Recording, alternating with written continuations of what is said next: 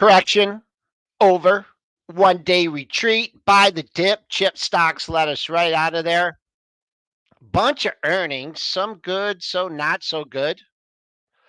We have a new crowd favorite in cybersecurity, Crowdstrike. Pump and Powell at 10 o'clock. We won't be able to cover that. Martha Stokes, 8:35. Give us a look at some stocks that are perhaps being accumulated. It's Wednesday. It's pre-market prep. Welcome to Benzinga's pre-market prep. This is a volatile puppy here.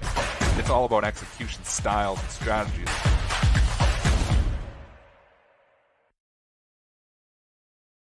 All right, quick rundown of the commodities and futures, man. That strong close is parlayed into a strong open, up 24 handles at 51.10, making new highs as we speak. Buck slumping a little bit, down 19 cents, 103.57.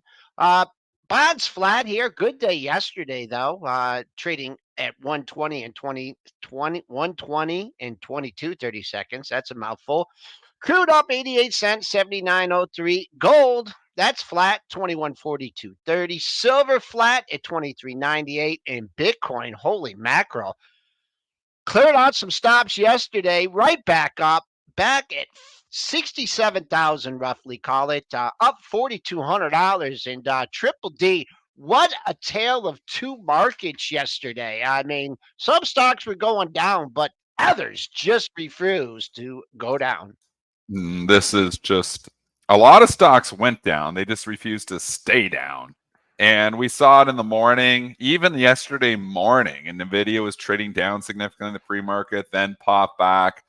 Yesterday it was stubborn. It finally started to give way in the afternoon. It wouldn't give away, well, not in the afternoon, but late morning. It wouldn't give away off the hop when everything was going down. But then, it slowly started to give way, got down to 835. But what happens? The same thing that continues to happen is that they just come in and they buy the leaders. And if you looked at what happened yesterday, SMCI, a wild, and I mean really wild ride, started the day up at around 11:30, basically fell over 100 points, 130 points from the highs, getting down in the 976 area. Then buyers reemerged. And by the end of the day, it closed green. It was crazy because we had such a weak day. But let's look at NASA. If we forget the A with Amgen, because obviously it's not an AI stock. But if we look at NVIDIA, AMD, SMCI, all closing green yesterday. That is incredible. On that day, on a day where they were hammering everything, that's an impressive close for those three stocks. And they continue to move higher here today. So once again, buy the dip, rewarded. All right, AB, you lurking in the background there. How you doing on this Wednesday morning here? I'm good. As thank you to Sam in the chat. Just woke up a few minutes ago. Got in right at 8 a.m. in time to start the show for you guys. No, man, AB is he gets in early, man. He's early. All right, where are we starting out today? Well, that's a great question. We have a lot of things. Let's start with Crowdstrike earnings because that was the big news after the bell yesterday. We had a couple other cybersecurity plays report earnings before Crowdstrike that may have helped lower the bar just slightly. Let me get those numbers pulled up on Crowdstrike. We had EPS come in at 89 to 90 cents, beat the 82 cent estimate, and then revenue came in at 902 to 905 million versus 899. Sorry, that's for Q1 guidance. For Q4, 95 cent EPS versus 82 cent estimate. Sales 845 versus 839. So good guidance, good numbers. And, this stock was one of the stocks that was getting crushed yesterday. I want to say it closed down more than 5% on the day. So people weren't feeling too good about it into the earnings. But clearly after, I mean, I don't know what we're up now, but at one point we were up more than 25%.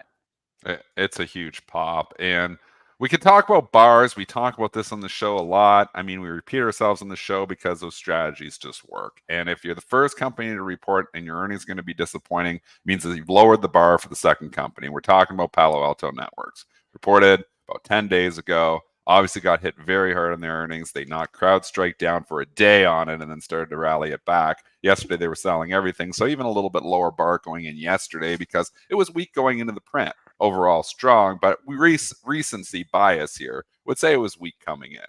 Boom, they come out, nothing like the Palo Alto report, pretty much blow it away, and they never stopped. There was a no doubter on this, Joel. They bought it up like $30 the algos, and they just continued to rally it the entire session. There wasn't the chop in this one. This was a gap up, and the gap and go was there.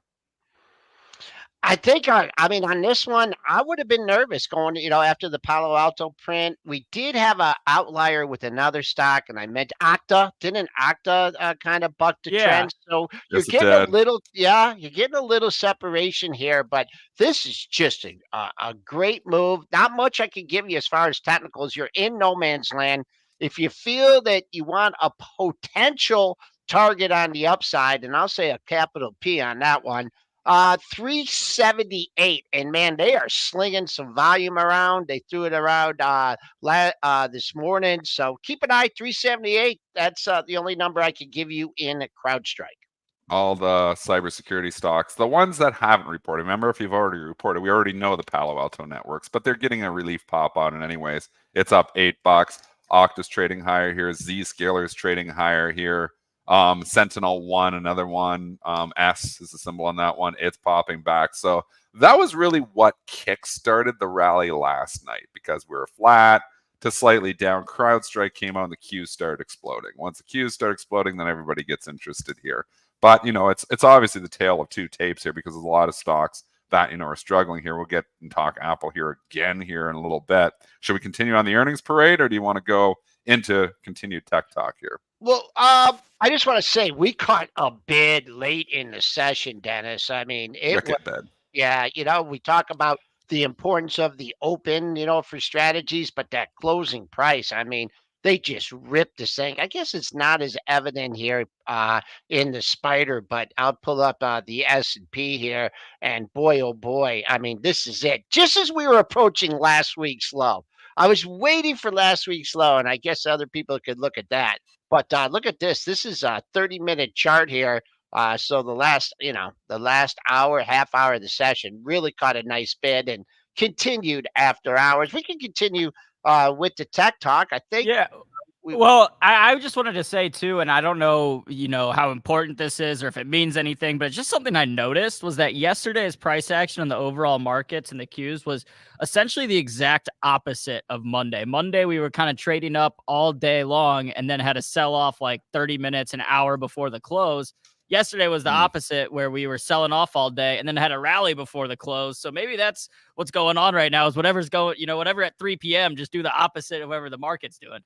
There's often a retracement. You do see this, and there is statistics behind it that when you have the day going, one direction, sometimes you do see the reversal in the last 10 to 15 minutes. Reasons for that is you have a lot of day traders in this market, and somebody who's been trading trend all day may actually, take their profits if the stocks are going higher. They actually may cover their shorts if the stocks are going lower. So I think there's a little bit of, day trading skew there, where you sometimes see that last 10 to 15 minutes, end of the day reversal. But in this market, we're just also seeing at the end of the day, institutional buying pressure comes in, because a lot of institutions, do their orders on the close. Like, here's the difference. 25 years ago, me and Joel were trading. Institutions were coming in all day, trying to work their orders, doing different things. They go on the close on a lot of these orders now. Reasons, obviously, all your ETFs have to go on the close because they need, the rebalancing prints. But I mean, the institutional flow that isn't ETF related, that's actually active money, goes on the close because they know the liquidity is going to be there. So if you're thinking, well, there's going to be some dips here, this is a day to buy, you're putting in those closing orders actually pop up the closing price. So just keep that in mind. When you're in a bull market, a lot of times if you have a weak day, the trend can reverse itself in the last 10 to 15 minutes just because of closing orders that are coming into the book. Got it. Well, again, yesterday in tech land, we did have a few bright spots, and surprise, surprise, where those bright spots came from the AI world. Nvidia, SMCI, AMD, all closing in the green. AMD recovering very strongly after that. We talked about the China headline in the morning that the company wouldn't be able to sell some of its AI chips to China. Stock was trading lower. Market didn't care. They said, hey, if you're in AI, we'll buy you up. I mean, these stocks have just shown amazing resilience. It seems like basically any dip out there whatsoever, you want to be a buyer on. I had this conversation with Dave Lauer yesterday.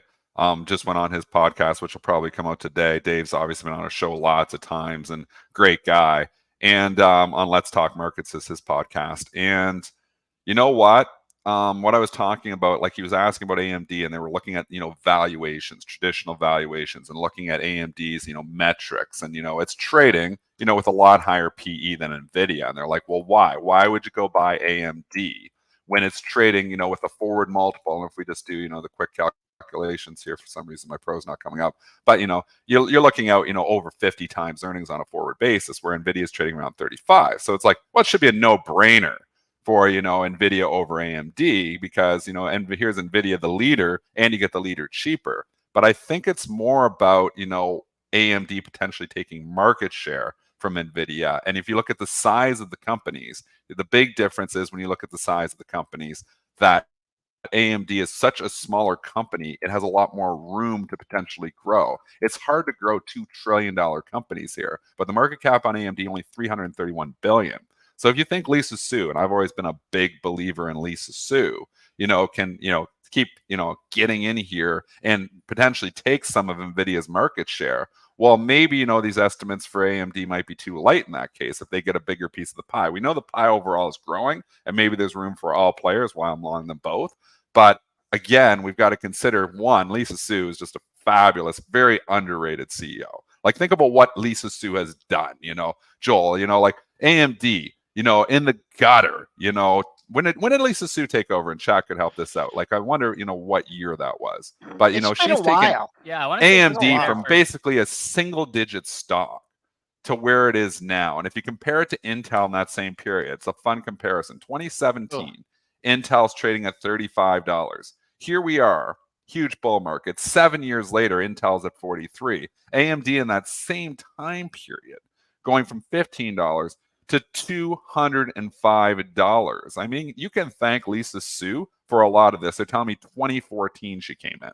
So she came in and turned this company completely around. So I would never bet against Lisa Su. She is smart, so underrated. It's like betting against, there's only one Steve Jobs, but you just think about what he did. I mean, Lisa Su, for what she has done with AMD, she doesn't get nearly enough credit for it. Turning this company into the juggernaut that it has become. And when she took over in 2014, like, where was the stock in 2014, Joel? Show the chart. Oh, I can Was remember it losing money $5? at $2 calls in this thing. This traded for so long.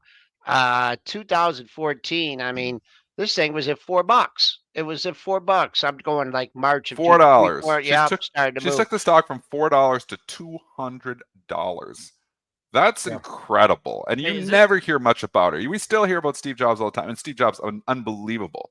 But I'm just saying, what Lisa Su has done is up in that category. What she has done to turn this company around, to basically, take Intel, shake all the market share away from them, and then, coming at Nvidia near her now. So I wouldn't bet against her. I'm long it, and I would not bet against her. And if you're looking at this company at 300 billion, if she can, go and start attacking Nvidia to a certain extent as well here and get in there, and I believe she will, there's a lot more upside in a $300 billion company than there is in a $2 trillion company. There's just that more room to grow. Before we move on to some more earnings, I mean, we talked about the breadth in the market, right? And we wanted to improve the breadth in different sectors. I mean, KRE ended up green yesterday, right? Also, you had JP Morgan. Full disclosure, I bought JP Morgan during the banking crisis back last April. NYCB, as I said, that closed green. So you see, a little bit of rotation there. KRE green, a shocker. Energy was kind of strong too yesterday. So people talk about improving breadth. Well, they're not super sexy like the chip stocks, but I mean, you did have some nice moves in some other sectors, and that's what we want to see, improving breadth. IWM still struggling to establish a bid over that. Well, it is above that 50% retracement. I've been looking at this chart forever. So it's sustaining a bid over 203. We'll see if it can actually get more daily lows in that area and move up to higher ground. Not much there on the monthlies. We do have ADP employment numbers coming out. Looks like we got it. So private sector employment increased by 140,000 versus the 149,000 job estimate. So slightly lighter than expected. But again, the market doesn't care as much about this labor data point as much as it will the economic data that we'll get later in the week with non-farm payrolls and on Friday. Yeah. Friday will be the big jobs day. Some comments in the chat I saw. I don't know. I got to fact check this, but Easy Mike is saying that Jensen Huang, the CEO of NVIDIA, and Lisa Su, the CEO of AMD, are cousins. So that'd be crazy. They're two, and I mean Joel's, you're talking about Lisa Su here, and Jensen Huang obviously has also done an incredible job. Jim Cramer, the day that NVIDIA reported earnings on CNBC, was saying that Jensen Huang is the GOAT, the greatest of all time, that he's who people think that Elon Musk is. And then Lisa Su, I mean, it can't be far behind because, I mean, they're both companies in this growing industry, and then have great leaders, and it's like hard not to just buy those names and just watch them, and so I know we've been talking about NVIDIA and AMD a lot, but that's really been the story of the market this year. So sorry if you guys are sick of hearing about it. And I saw another comment in the chat I wanted to address from TX Trader, said he bought AMD at 8, sold it at 12. That's great. That's a 50% gainer. You should be proud of that, TX Trader. I probably bought it at 8 and sold it at 8.50. Yeah, that's in all likelihood. That's a winner too. But yesterday, I mean, tech. We were talking about tech. The biggest story of the day yesterday, probably Bitcoin hitting new all-time highs and a very sharp retracement after that. Do you guys remember, by the way, NVIDIA on its big run-up in 2021? I mean, part of the story for NVIDIA was that people were using their chips to mine crypto. You don't really hear about that too much anymore as being a growth driver for NVIDIA. That was the growth. I mean, even Square, because we're going to accept, some of these crypto coins on their app. I mean, it's, all these stocks that were, potentially crypto plays are no longer even talked about. And it was such a fraction of their revenue here. But that was a huge driver for NVIDIA for a long time, and AMD. These were like the crypto plays because the crypto was the buzz then. Well, now they're the AI buzz. They're in everything, man. These people are so smart, AMD, NVIDIA. They're in everything. They're in every time. They're probably in a blockchain too back in the day. Who knows? Yeah, well, speaking of that, I just saw a headline this morning. I don't have it pulled up, so I don't want to butcher it. But I think NVIDIA said something about healthcare is going to be the next driver for NVIDIA. So it's like whatever it is, whether it's self-driving, robotics, AI, everything. NVIDIA. Yeah, I mean, it's incredible how. What doesn't have a chip in it?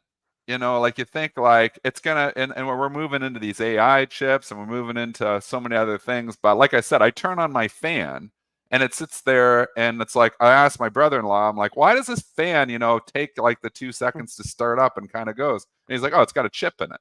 I was like, my ceiling fan has a chip in it? He's like, yeah, everything has a chip in it. I'm like, holy, he's an electrician. I'm like, this is unbelievable. My ceiling fan has a chip in it. Everything has a chip in it. Well, you know what doesn't have a chip in it, Dennis? What? This quarter zip I'm wearing, which I bought at Nordstrom Rack. Not Nordstrom. I bought it at Nordstrom Rack. Maybe it does have a chip in it. I mean, did you check it? I'm more of a Nordstrom Rack guy. I don't know about you guys. Do they have that up in Canada, Dennis? No, they just actually closed all the stores. So yeah, they had the Nordstroms and they were good, but they just actually closed all the stores. He's asking about the Rack. That's the discount Nordstrom store. I don't think we have any Nordstroms anymore. I think they're all gone. It's like Nordstrom's Canadians didn't like Nordstrom. It's like Nordstrom's version of TJ Maxx. You can go get the stuff that didn't sell at the other retailers. And last year's stuff. And like I can go there and honestly like get like 3 pairs of work pants for, $100, like $33 each. Like it's a great, I mean, I do love Nordstrom Rack, but either way, Nordstrom reported earnings after the close yesterday. By the way, that was not a plug. Nordstrom is not, advertising us in any way. Full disclosure. They paid us for that, folks. Yeah. You paid like, Nordstrom. Hey, does that, so 3 days of pants, does that last you the entire work week? It depends on what type of pants they are. Nordstrom reported EPS of 96 cents, beat by 7 cents, revenue of 4.4 billion, beat by 40 million. But again, the market doesn't really care about these beats if you give weak guidance, and the company did warn that they see sales declining this year. I don't know if that's because people just have a little bit less money to spend. I don't know if that's because my 3 pants are going to last me through the rest of the year. Either way, Or it's because they closed all the Canadian stores and they're going to have less sales because of that. No Canadians helping out anymore. Yeah, Canadians need to buy clothes too, right? Yeah. So we have a few other retail names to talk about, but either way, Nordstrom, one of the bigger ones, trading down 10% this morning. I don't know. I mean, Joel, what's chart saying? Does it look like We're getting hit. We're hit. We gave you that resistance yesterday. Didn't get anywhere near that major resistance. You come down. I mean, 50%, you had a big move off the November low. 17, this whole 17, I would wait a couple days, see if I could get this in the 1750 to $18 area. You had the big boys stepping up back there in early February. You haven't got there in the pre-market low here, 1851.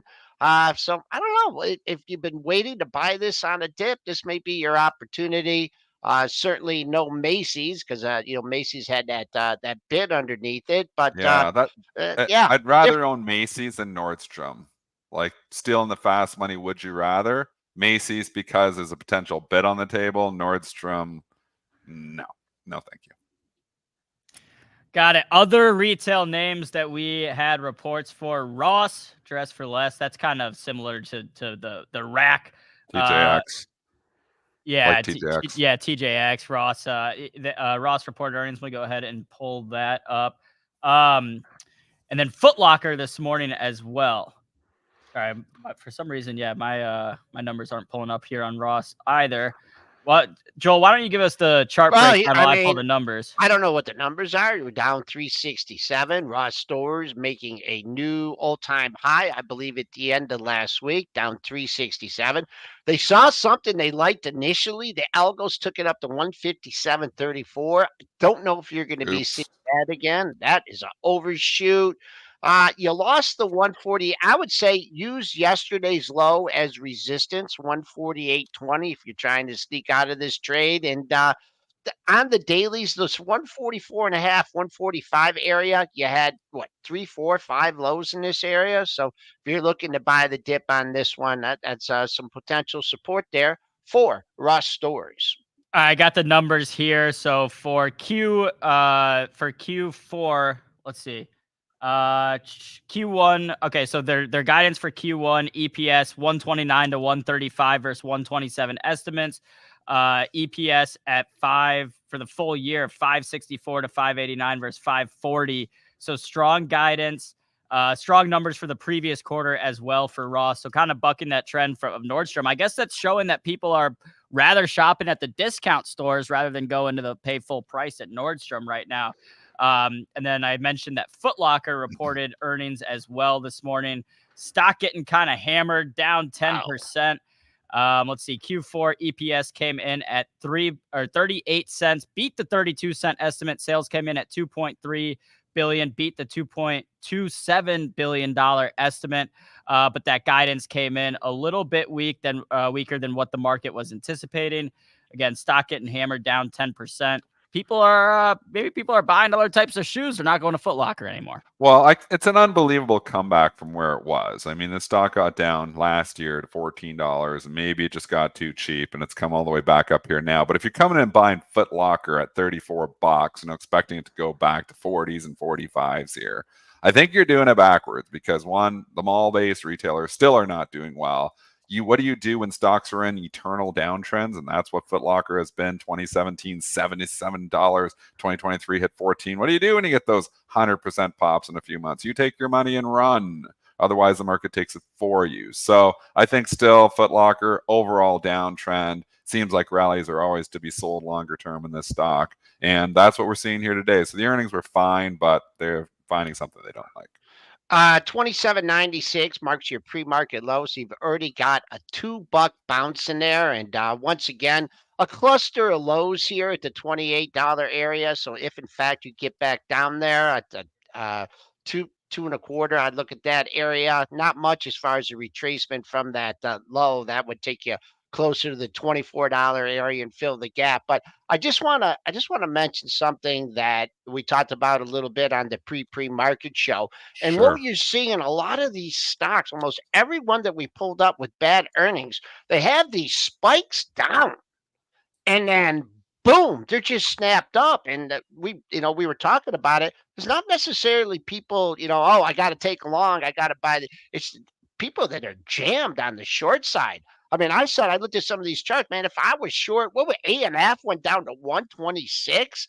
I mean, why wouldn't you have layered bids all the way down, bigger size going all the way down? Come and get me. You, Especially if you're short, you're dead meat on this thing. you know why you don't have your bid sitting out there? Because it stops the stock. If you're short the You stock and you're putting bids out there, it gives it support. A&F is thin. You bid like a couple hundred shares, and all of a sudden the Wow. algo's like, oh, we have buyers coming to the market here now, and then they lift the offer on you. It's tricky. I mean, to trade these moves, and sometimes we don't often talk about the liquidity in these moves. It's one thing when you have a stock like Apple moving like this. There's size there. There's trading. I mean, A&F has traded 372,000 shares, so it has traded some stocks. So maybe you could have got some off. But on those initial moves on a lot of these things, it's on light volume. So then you're like, okay, well, now you have somebody coming in and they're trying to work a trade out. And then the algos do sense it. Like when you start trying to buy something, the algos sense it and they want to lean on you. They want to come in. You throw your bid, they'll bid a little bit higher. You throw your bid up too high, they take the offer on you because they want you to pay up. I mean, that's the one thing with execution styles. And, we did a course on this over at premarketprep.com before. I've been executing orders for a long time. You have to be very careful with how you're putting your orders in because you can push the price away from you. Like you're trying to buy it and you're like, why does it keep going higher? Well, in some cases, and again, this doesn't apply to like SoFi or thick stocks. It's applying when you're trading in thinner markets. And in thinner markets, your order, even if it's 100 shares, can push price. Believe me, it does. In that 5-minute bracket, it did trade 40,000 shares when it went from 141.11 to 126. Yep. So you couldn't, I mean, but if, you would have had to have a bunch of little, auto bids, very small ones on the way down. I mean, like if you were short, 10,000, well, good luck getting out of something like that. But this stock has just had a historic run. Just quick technicals, new all-time high yesterday. We're right now in the regular session, before you get your scalpel out on the short side, the highest low it ever made was yesterday at 134.87. Take a look at that, see if it holds that. If so, the uptrend continues. All-time closing high and all-time high yesterday, that was made at 139.95. That was a closing high. All-time high 140.28 for A&F. Yeah, and I mean, looking at this chart, I think it'd be really easy for a lot of traders to look at it and say, oh my God, this is too much, too fast. But we talked about this with SMCI, that some of these rallies that may look like, meme stock rallies or, just crazy charts, but they're not all created equal. Some are backed in fundamentals, some aren't. Abercrombie and Fitch, I mean, even with its big price increase in share price, its forward PE right now is 22, which is probably expensive for its industry, Retail. for a retail brand, but it's not crazy expensive to where you would like look at this chart. I would have guessed it was higher based on Abercrombie and Fitch. And same thing with SMCI, that like, yeah, you had this big run up, but there were fundamentals to back it at least somewhat, to the point where when you got that drawdown, then at 800, you had buyers coming in and say like, okay, well, the fundamentals here, I can justify buying at 800. Versus, not to pick on anyone or anything, but versus maybe a GameStop or AMC where you had these big run-ups and not really a lot of fundamentals to back it up. So it's just something to think about when you see these charts. It's not as simple as just saying, oh my God, this is too much, too fast, I'm going to short it or I'm going to sell it, because sometimes the market is pricing these things in, and other times, again, there's not really much to price in. All right. Well, do you guys want? I did want to talk a little bit more about Bitcoin. I mean, when it hit the new all-time highs, because I've always thought, I'm not a big technical charts guy, but I've always thought when you break the previous high, that's like a bullish sign. And there may have been people, I don't think a lot of investors, hodlers were waiting for it to hit its high to buy it, but maybe some traders were thinking, okay, if this hits its high, then it's going to keep running. And obviously, it's not what you saw.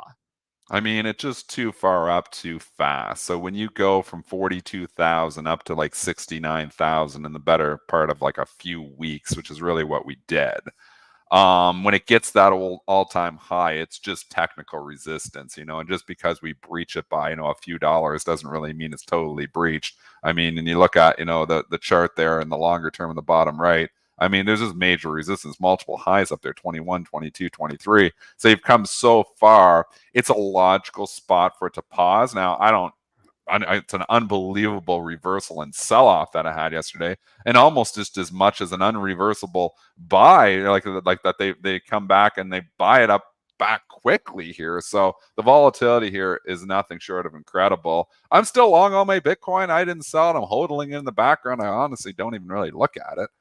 Maybe I should look at it because maybe I could have sold it and rebought it, but I'm not a crypto trader. I'm an That would have equities been a tough trader. trade. I'm a hodler. I'm a hodler. The number it gave yesterday on the closing print, and I'm just basis the futures here. The all-time closing high, 68,480. That's not a bad number today. You did get up to 68,150, so I'd like to see a new all-time closing high. I mentioned I was keeping an eye on the open interest. You did have some long liquidation yesterday. The open interest dropped by 1,000 contracts in that fully margin contract. S&Ps, we just hit a new high at 14 and a quarter. We've already got back half of the move from that all-time high on Monday to the dip right near yesterday's low. So that number, that key number just for today, or moving forward, I guess, to 1050 is halfway back. So if you're looking at some of your stocks, you bought the dip yesterday, take a look at that or see what your high was on Monday and give that a comparison if you're looking for a shorter term trade.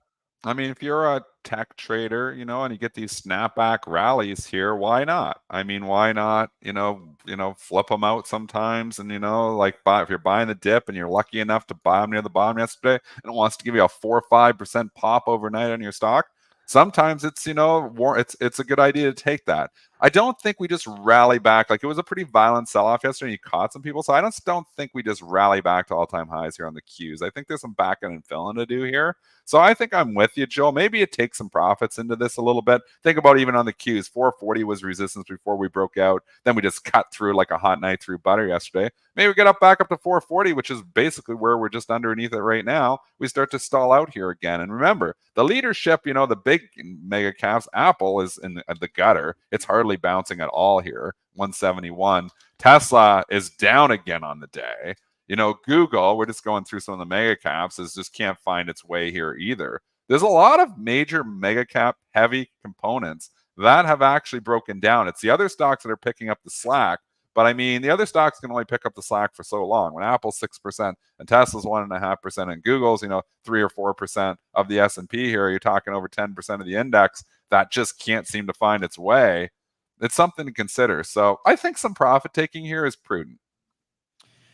All right. Well, we do have Martha Stokes from TechnoTrader hanging out backstage. She's been hanging out for a second. Got in early with us today. Love to see that. So without further ado, let's go ahead and give Martha our very special pre-market prep welcome and see what she's been watching when we come back.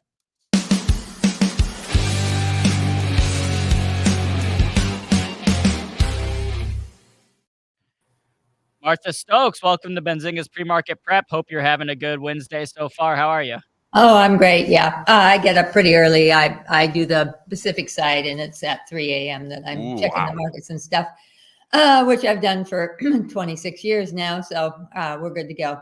Very interesting what's going on. What I want to remind everyone is I'm from the buy side. I'm a retired buy side professional. So I'm viewing things from the hidden part of the market. You're on the retail side, and you're giving excellent information to your people. I'm sure you have a wide following because of the excellence of your work. So my perspective is a little different. I do want to remind you that the gap ups at open are caused by high frequency traders. They front run the retail side of the market, which is your public exchanges. So anytime you have a huge gap up at open or gap down, that is caused by the HFTs filling the queues with thousands of millisecond orders that are small lots. And it moves the computers that open the market, their pricing structure down or up according to that huge flow. Now, the reason this is allowed is the exchanges need liquidity. And so this is what happens. So if you're trading a stock and it's gapping up or down hugely, what you want to do is make sure that you get in before the gap. And there are ways of seeing that on the charts so that you can enjoy the ride rather than trying to chase it. I always try to tell my professionals and my retail traders, don't chase the stock and don't expect it to continue up or down, but to follow and see when you're going to see that activity, because the professional traders are hidden from mostly, some of them trade the public exchanges, and you'll see their activity. End of day, you want to remember that if there's professionals trading the market on the retail side, they have their special auction 3 minutes before the close. So there's going to be a lot of changes on that you'll see that you need to be aware of if you're a day trader, that you're going to have your professionals taking their profits and closing out on that day, 3 minute spin that they have on the public side. On the dark pool side, what we're looking for to come next is what are the institutions buying now for first quarter earnings season that starts in another month. So we're looking at trying to see what they're buying. We see a lot of speculation. I'd say the HFTs. I have a group of scans that I check everything, and I've had this for over 20 years or 25 years now that I use, and I give this to my students. And what I'm doing here is I'm not looking at just the indexes. The indexes give you information on the 30 Dow, on the 100 NASDAQ, and That's a lot. 100. Yeah. So I'm analyzing all 6,000 stocks and some ETFs on this basis. And what I'm doing is I'm saying, what is the momentum to the buy side versus what is the momentum to the sell side? And then that gives me the bias of the market, the broad spectrum of market rather than indexes. Right now, the broad market is moving in an opposing direction to the Dow, NASDAQ, and S&P 500.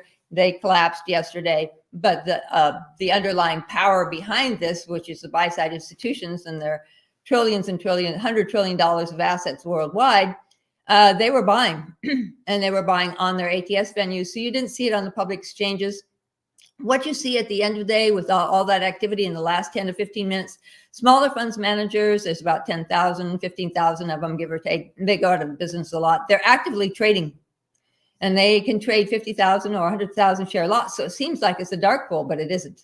The dark, today when I checked on my professionals, they were all bidding somewhere between 1 million and 5 million lots on a lot of stocks, and they were on the buy side again because they're expecting the bounce, that little buy on the dip that you guys mentioned earlier today. So yeah, you're right in line with what's happening. But behind the scenes, this is being conducted behind the scenes. And I look at institutional activity, what's going on there. Yesterday, they were slowing down. I'm pausing to wait to see just how far will it go, if it's going to drop into their buy zone or if it's really going to collapse, and then they're going to have a bargain and then they're going to move in. So you got to watch that, because that's part of the reversals that happen. You also want to look at, I look at the bottoming stocks, because the dark pools create the bottoms. As the stock runs down and they see that it's a bargain price, then they'll come in at a certain price and start buying very carefully, very slowly, not to disturb price, but they actually slow down that rundown. And that's something that you want to pay attention to. I also look at the consolidation stocks, because pro traders trade on the penny spread. Floor trading is expanding. It's not contracting. The SEC is very concerned about AI. So on the professional side, it's very limited what you can do. You do have AI for routing. You have AI for multi-leg strategies, because they can trade as many as 10 different legs. So they might buy 5 million shares of a stock, and then they have all these other legs that they can add, bonds or cryptocurrencies or whatever they want to add to that, to mitigate the risk and and control and manage their risk. So they can make profits on most of those legs, or they can just mitigate the risk if the stock goes in a different direction. But you have to remember that your professional traders are extremely talented and very, very smart, and their rate of success is 90%. Martha, I just want to hop in here. You just gave us a lot of great information. Man, I'm looking at a ton of information here that you have in front of us. Could you just kind of give us like an incremental step, like maybe one, how you have them organized, or does the activity in the market organize them? And also, without giving away the secret sauce, like the columns that you're looking at and how you prioritize them? Yes. Okay. We have the first one is how many stocks moved with strong momentum to the upside versus how many stocks moved with strong momentum to the downside. And we can see that there was also some green percent change. So at the end of the day, professional traders or smaller funds were buying and moving that price up. That alters the open for the next day. This tells me how the broad base of stocks are going to move, not necessarily indexes. This is my one for looking for dark pools. Where they are, what are they buying? I have the different industries here that I can click on, and I can see where they are, what they're buying, what they're not buying. This is another one for the institutions, looking at the industries, seeing what they're buying. The smaller funds are selling biotech, but the giants are buying biotech, and it's very important to understand that. The smaller funds are selling software. The dark pools are buying software, so they're buying into and they're providing the buy side of it. And then we have the consolidations, which is the professional traders. They do a penny spread. They're very competitive. I've been on their floors, and they all want to hit the penny spread. They want their routing to go snap, and it's milliseconds. So you're 60,000 times a minute, trading so much faster than you are. And you have to remember that when you're on the retail side, that as soon as you start typing in your broker, whatever order you want, they're automatically seeing that. As soon as your order is clicked, they are sending it in the millisecond to a payment for order flow or a market maker. Very few of the retail brokers are now filling orders because they've been slammed so much by the SEC for making sure that it's fair and orderly in the pricing structure. It comes back in the millisecond. So by the time you're there, it's all of a sudden you're miraculously super fast, but it's even faster on the professional side. So be aware of that. We have the scan that says, okay, are we going into a bear market? Are we going into an intermediate term correction? Nope. This is just a brief sell down because of a void.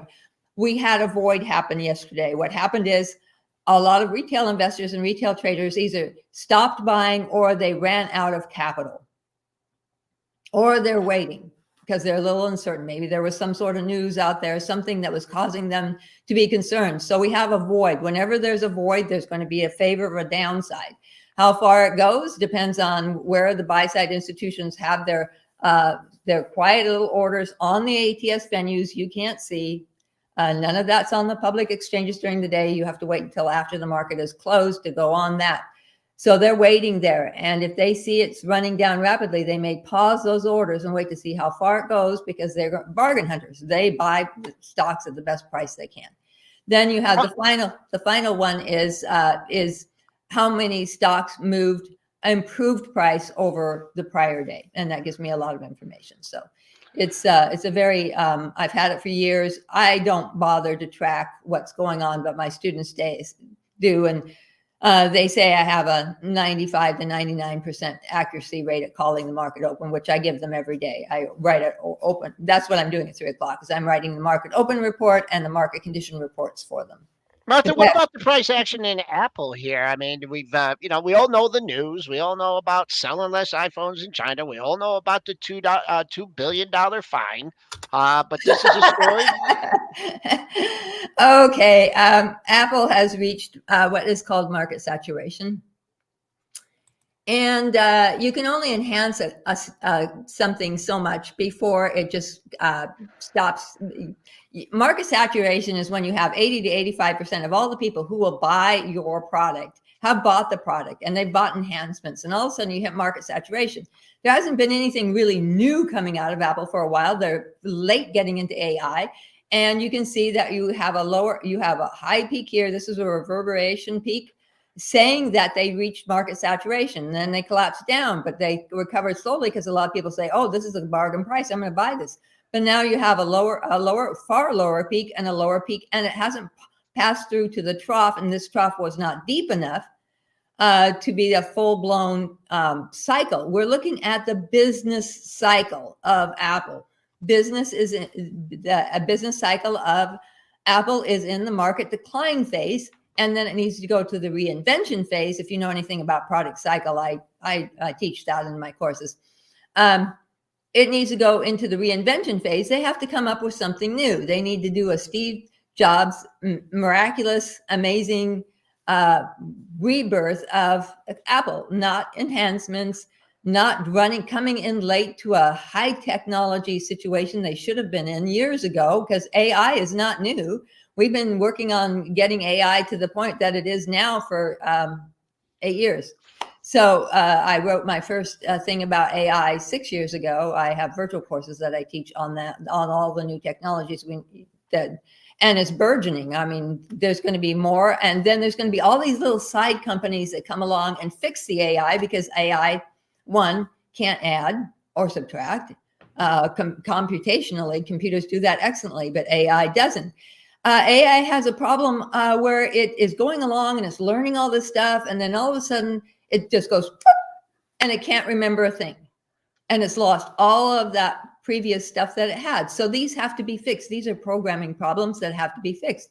So one thing that you not all want to be aware of is that the semiconductor companies are going to really be strong. You know that, you've said that, and I agree with it.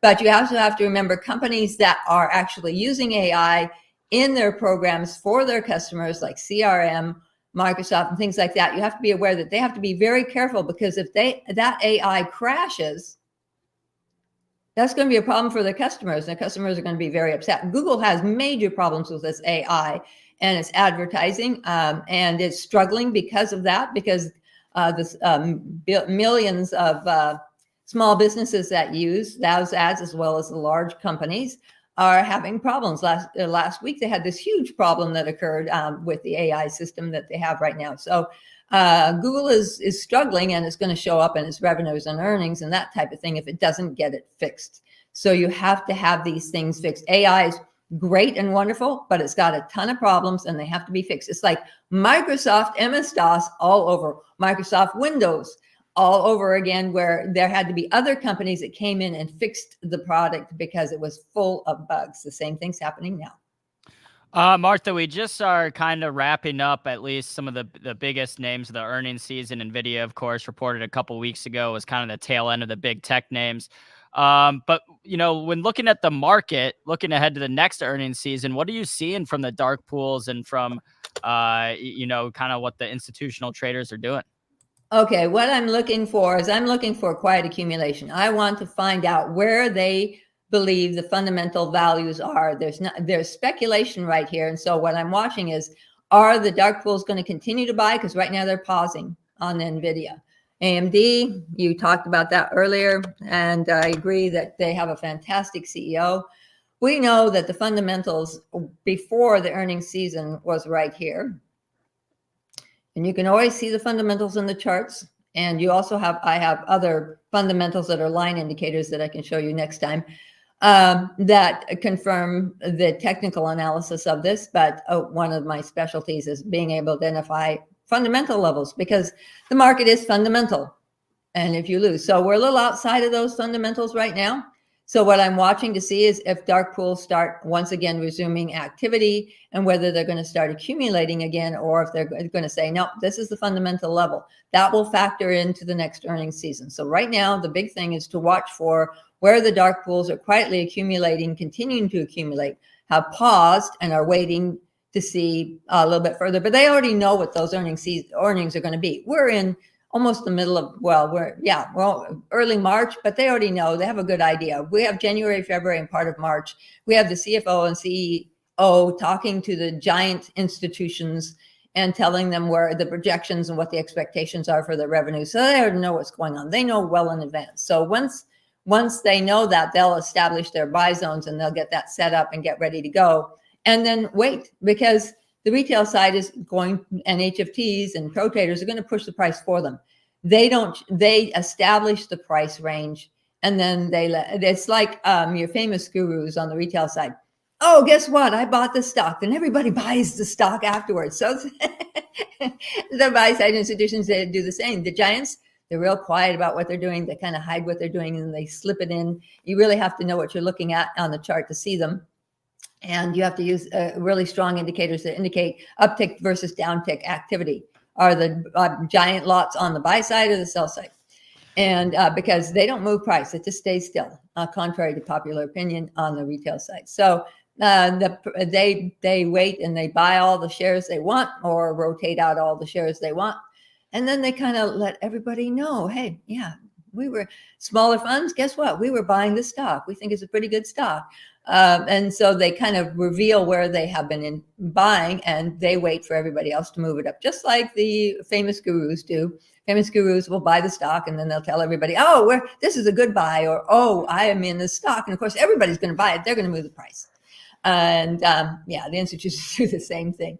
It's not manipulation of the market, but it is a method of getting price to move without taking any risk. Yeah. Well, Martha, I mean, we appreciate you coming on. We love having you on. The chat loves you too. PJ Shannon saying best guest ever. That's high praise. If you guys want more from Martha, hit that QR code on the screen or the link in the description. Some free mini courses. Martha, if you want to talk a little bit more about those courses, and then but we are running up on the clock here, so got to do it briefly. Okay, real briefly, what we do is we actually have a mini course that you can take. It doesn't take very long to go through. It shows you how we educate, how we take the process of learning, because it's really important. I'm focused primarily on professionals and semi-professionals, people who are very serious. It's a boutique educational format. You're going to be learning like a professional, so you got to be prepared for that. It's not for people who just want to have fun as a hobby trader. It's for people who are very serious. Thank you very much for having me on. All right, have a great day, Martha. All right, guys, again, that was Martha Stoke from TechnoTrader. Link is in the description, or you can hit that QR code up on the screen. All right, let's get back to it. We got about 8 minutes left. Of course, the big story of the day will be Jerome Powell testifying to Congress at 10 a.m., see what he's been saying. But before we talk some Powell, I did want to get to some Tesla news. Tesla down more than 2% in today's pre-market action. Been one of the laggards on the street the past few weeks. Caught a downgrade from Morgan Stanley from Adam Jonas, who's usually pretty good in the car space. I want to say, let me go ahead and pull up the exact numbers. Okay, price target from 345 to 320. So they maintained an overweight, but went from 345 to 320. Tesla struggling here, and I mean, you know, it probably will move based on what Powell's saying too, because I think what you're seeing is these companies that aren't doing well with higher interest rates versus companies like Nvidia, AMD, where the higher interest rates don't matter because you got so much demand, versus a company like Tesla where the higher interest rates are really hurting the stock. And you're breaking down to new lows here. 175. I mean, we're going to challenge that. This chart looks terrible. The core business is trouble. I still like the humanoid story. I think there's going to be a story, and I think there's going to be a nice buying opportunity here. I actually hope this thing continues to go down, because I think the humanoid story is going to be real here. But wouldn't it be nice to pick up Tesla like $100 or something and get that humanoid story with it? I don't think that's happening. I don't think it's going to go that low. And I do think like we got to be thinking about, you know, again, when it's going down, maybe wait for that consolidation, you know, and you start to get some, you know, obviously some, you know, support area there before just being a hero and trying to catch the falling knife. But this stock here is, you know, in some trouble. And again, it's separation here. You know, we talked about the Magnificent Seven all year last year, and Tesla really wasn't participating in the back half of the year. And now it's leading the charge on the downside, pun kind of intended. We got Apple, Tesla, and Google are apparently on the outs. You have Nvidia that's just, you know, holding up everything still. And then, you know, there's the other ones. Meta's been pretty good too, and Amazon as well. Those have held up well. But, and then who did I forget? Who's the other Magnificent Seven, Joel? I said 6. Amazon. No, I got Amazon, Meta, and Nvidia holding up the fort. Google, Apple, and Tesla are on the outs. Oh, Microsoft. And Microsoft's been holding up. Yeah, Mr. Softy. Yeah. Until yesterday. Microsoft's candle a little concerning yesterday. So I want to talk technicals on two stocks, Tesla and Microsoft. Okay, Tesla is easy. There's only one number in here for Tesla, and that's last month's low here at 175.01. You're still 240 away from that. Can't really use the monthlies after that, because your next monthly low is 158.83. Really wait to get this. It shows a strong bid above 200. That's a halfway, that 50% retracement. In Microsoft, bad day yesterday, a little bit of a rebound, but I don't think this is overall bad for the market. I would be looking at 3 lows in the same area in Mr. Softy. Oop, I just moved my line where I wanted it, and that comes in at the 398 area. So, man, that's now 7-8 bucks away. I don't know if you're going to get a shot at that low, but there's your good support in Mr. Softy. Here's a fantastic point being made in the chat on Tesla, which I didn't consider. Just trying to go grab where it was talking about that. Apparently Kramer last night. I didn't watch Kramer last night, but Kid was playing hockey actually, so it's gone. It's the chat scrolled away from it now, so I can't find it. But oh yes, so SCTY saying I think Kramer said last night if Trump is elected, the tax credits may be gone. I mean, there's a fantastic point there because we know Trump obviously had a very good Super Tuesday. We haven't talked about that yet. He obviously looks like he's going to be the candidate on the other side. If Trump is elected, and this is if, I'm not saying he's going to be elected, but if he is, this is not good news for Tesla. It's not good news for any company that's, dependent on government subsidies. So, I never really thought about that far out here yet, but that is concerning, and I'm not saying it's selling off because of that. There's obviously other news here today, but it's a good point that maybe, we've got to consider how much government subsidies have helped Tesla as well. And if those, were to potentially go away, say next year, what does that look like for Tesla? Well, Kramer might have said that last night, but I saw a headline this morning that Musk and Trump reportedly met in Florida about a potential campaign donation. So I don't know how this stuff works. Musk is ahead of us on this. Yeah, but I have a hunch. I just have a hunch that if Musk makes a big donation, and again, he's not the richest man in the world anymore. Bezos overtook Musk, but he's up there. If he makes a big donation to Trump, I have a hunch that those tax credits won't be going away. And who knows, maybe there'll be even more incentives for Tesla. So that will be a storyline to watch. And so again, there you go. But I so mean, he's already ahead of it. Musk is so smart. He's already ahead of us. He's ahead of pre-market prep too. But the flip side to that though is if Musk makes a big donation to Trump, does that hurt sales on the other side from people that are upset by that? I mean, you look at who buys EVs in states like California and New York, etc. I mean, I think a lot of environmentally conscious people might lean left politically, and so who knows? I mean, it'll definitely be a story to watch either way. What happens with Trump under the Musk. table donation? Donation. Here's a briefcase of money. Yeah. Do it through one of the Shell company. Like it was, Solar City made a donation, not Musk. Solar City. Solar City. We got 2 minutes left. I mean, again, the biggest story of the day is going to be Powell at 10. I mean, do you guys have any predictions? Any thoughts on how the market might be trading into his testimony? I think the market just wants anything dovish, any type of dovish comment. I do think we're starting to see some separation, and I'll go on there. I think the TLT has bottomed. So I think they'll pull back in the TLT. Yesterday. Yep. Yeah, and I'm saying it again. Obviously bottom back at 82, 81, but I think it just made another short-term bottom here again. We're starting to round up. I think unless we see inflation just start to ramp up again and we can't control it, I think long-term rates are telling you that short-term rates are probably going down. So we've seen peak rates here. So now you start thinking about, well, what benefits from interest rates actually going down? And one, all those regional banks that are in trouble are going to benefit tremendously. Solar companies that have been, really hit hard will benefit as well. But then, everything in the IWM. So the question is, do we see, once we start talking about the interest rate cuts, and they're going to start talking about it soon, even if it's 2 months away, they're going to start talking about it. Do we start to see an outperformance in the IWM over the QQQ? Because everybody is hit in mega cap tech for the last a couple of years because of the rate environment. We know Apple hasn't been impacted. People were buying their phones. There was still 0% financing on phones like we talked about, Joel. So, sometimes the bigger picture, just, grabbing that bigger picture allows you to trade better. And I mean, this environment that we're going into, which has been very good for Apple, because obviously they could still do 0% financing on the phones and people will still buy them. They're the little luxury item. All of a sudden, maybe some other stuff starts to open up. So maybe we start to get away from that concentration of just being in these magnificent seven and the market does broaden out, and maybe we see some IWM outperformance here coming. Maybe we see solar bounce back in the back half. Trump's going to be a wild card there as well, though. And then, maybe we see, some of these regional banks, which have just been in the absolute gutter, start to show some life here. So maybe this is the time to start doing a little bit of reallocation, which my portfolio is very tech heavy. Maybe we should reallocate a little bit and start thinking about some of this stuff that hasn't participated for the last couple of years. And I challenge the chat. Give us some names. What do you like outside of tech?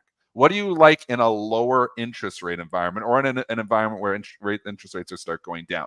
Give us some symbols. Tweet at me too. I'm at Triple D Trader. You can see my Twitter handle on the screen. I want to know some different ideas, because you know what? I wouldn't mind diversifying a little bit out of tech. All right, we're wrapping things up as we make new highs of the session. Just like that, we're back at the intraday high from yesterday at 2150. I was pulling up when you were talking about the different sectors. If you're trading this XBI, man, you have what a quad top, or make it a quintuplet top here at like the 103, 103.50 area. So if you're looking for another move higher, keep an eye on that. That's a nice consolidation after a move up in the XBI. As far as Powell goes, I mean, data dependent. We'll see. I don't. I agree with you on the rates. I don't think we're going higher.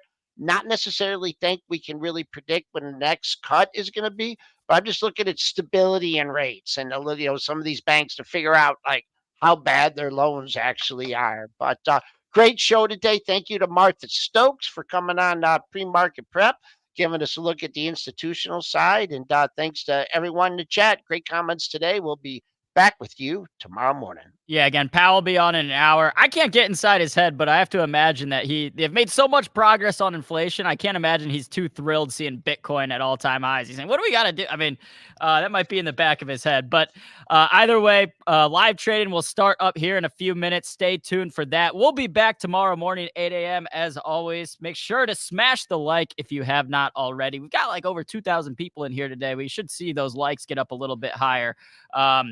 And then, yeah, make sure to stay tuned tomorrow, 8 a.m. Be there or be square.